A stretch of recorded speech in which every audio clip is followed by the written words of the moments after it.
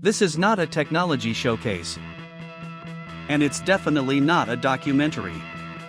This video is a carefully engineered narrative that doesn't introduce the future all at once, but slowly walks the viewer forward, step by step, until the idea of the future no longer feels distant, fictional, or overwhelming, but inevitable. Mr.Beast isn't saying, "Look what we've invented." What he's really doing is something far more powerful. He isn't explaining the future. He's making you experience it. And he succeeds because he understands exactly how the human brain reacts to curiosity, escalation, emotion, and belief. Let's break down why this video works, start to finish. The video doesn't open with rockets, flying cars, or anything that feels impossible. Instead, it begins with something almost ordinary, cheap, simple, and familiar. This is not accidental. Because the human brain cannot feel big without comparison. Scale only exists when there's contrast. Mr.Beast builds a deliberate ladder, from low-cost, unimpressive technology to increasingly expensive, increasingly unbelievable innovations, each one preparing your brain for the next. With every transition, a single thought forms subconsciously. If this is where we are now, what could possibly come next? That question alone is enough to lock attention and prevent the viewer from clicking away. Just when the video should escalate into something flashier, it changes direction. No bigger machine. No louder spectacle. Instead, the focus turns to a person. This is why the Neuralink segment exists. It's not about the chip. It's not about the technology. It's about restoring control, independence, and dignity to a human being. Once the viewer emotionally registers that this technology gives something back that was lost, the video stops being interesting and starts becoming meaningful. From this point forward, the viewer isn't just watching. They're invested. The bionic arm moment is the emotional checkpoint of the video. Because here, the audience feels something crucial. This isn't scripted. These reactions are real. This isn't an ad. Trust is established.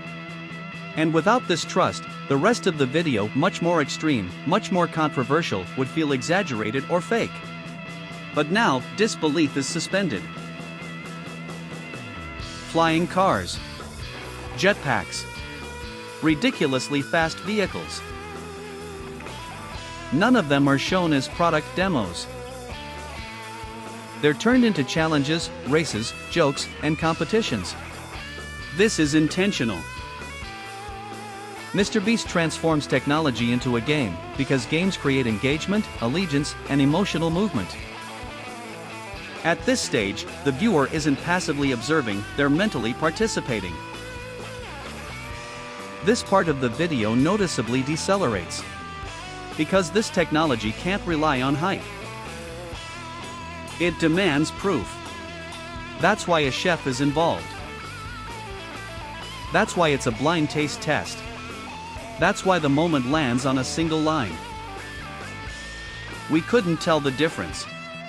At that instant, the future stops feeling theoretical. It becomes tangible. Bringing extinct animals back to life is the most dangerous narrative choice in the entire video. It's ethically heavy, scientifically extreme, emotionally massive. Mr.Beast avoids technical explanations and instead frames the moment like history being written in real time.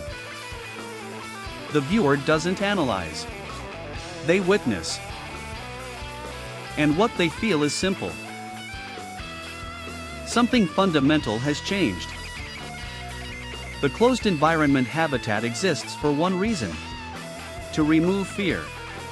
Instead of showing isolation and despair, the video shows food, humor, routine, and comfort. The future isn't portrayed as cold or sterile, it's familiar. For the first time, the viewer thinks, I could live here. And that thought is everything. Ending with the rocket is not a spectacle decision, it's a narrative one. Every technology shown shares the same limitation. It needs somewhere to go. The final image unifies the entire story into a single idea. This isn't fantasy anymore. This is infrastructure. Because it doesn't sell technology. It centers people. It doesn't scare. It reassures. And most importantly, it doesn't explain the future.